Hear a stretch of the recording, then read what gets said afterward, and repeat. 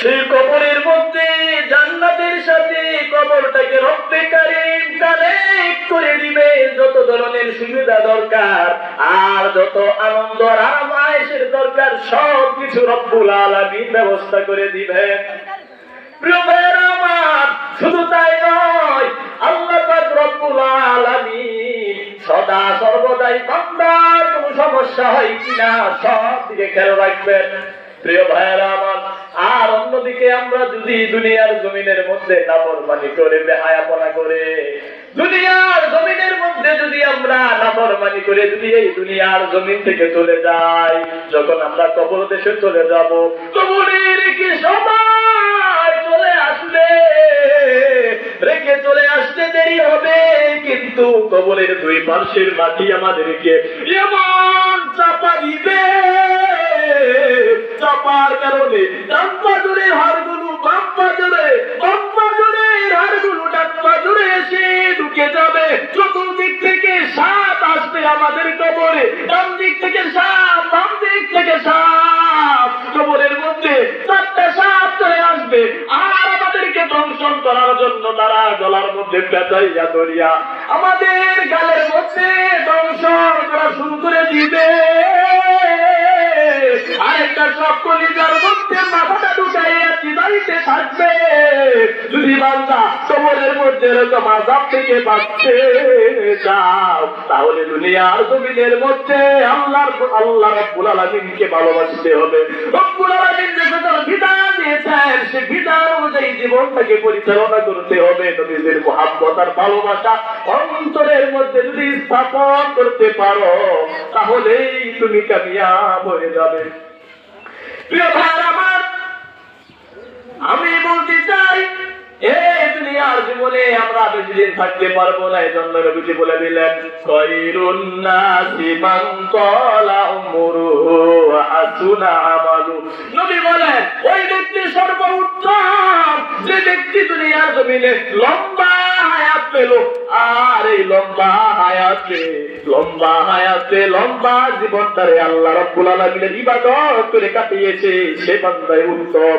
অতএব ভাইরা আমার, আজকে মাথার মধ্যে আমি বলতে চাই, আপনি বেশি হায়াত পান, দীর্ঘ হায়াত পান, যদি আমল নামার মধ্যে নেকি না থাকে, যত লম্বা হায়াত পান, আপনার যদি সে আল্লাহ রাব্বুল আলামিনের কি বিধানকে ভালো না বাসেন, তাহলে আপনাকে আযাবের সম্মুখীন হতে হবে।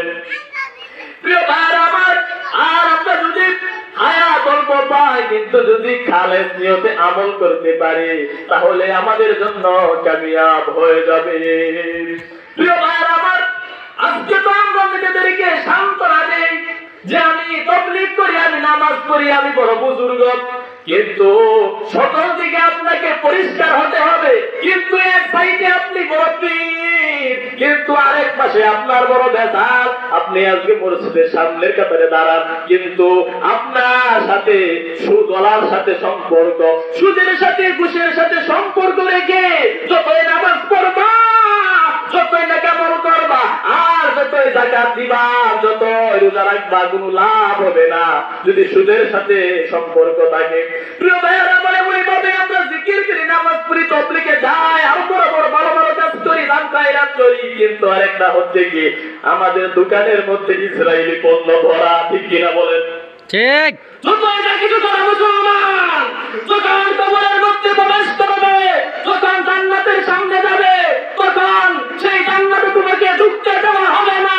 তোমাকে বলা হবে তুমি দুনিয়ার জমিনে ইসরায়েলি পণ্য কিনে ইসরায়েলদেরকে তুমি সাহায্য করেছ, সহায়তা করেছ, আজকে তোমার স্থান জান্নাতে হবে না, তোমার স্থান হবে জাহান্নামের মধ্যে। প্রিয় ভাইরা আমার, আমরা দেখতেছি সেই বর্বর ইসরায়েলের প্রেসিডেন্ট নেতানিয়াহুর মাধ্যমে মুসলমানদের উপরে আগ্রাসী হামলা চালানো হচ্ছে একের পর এক।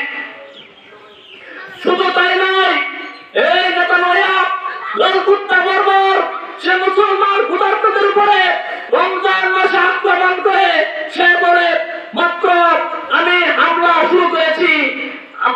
হামলা শুরু করেছি আর অনেক হামলা তোমাদেরকে শিকার হতে হবে। প্রিয় ভাইরা আমার, আমরা এখান থেকে সেই ইসরায়েলি বর্বর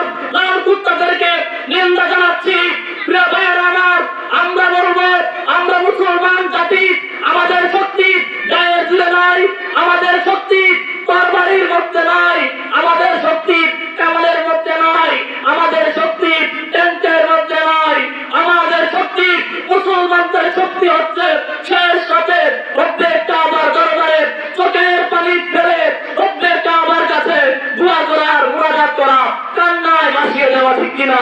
ঠিক।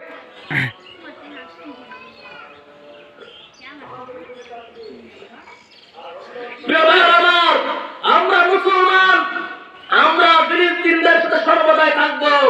আমরা যতদিন এই পৃথিবীর জমিনে থাকবো, আমরা ফিলিস্তিন মুসলমান ভাই বোনদেরকে ভালোবেসে যাব।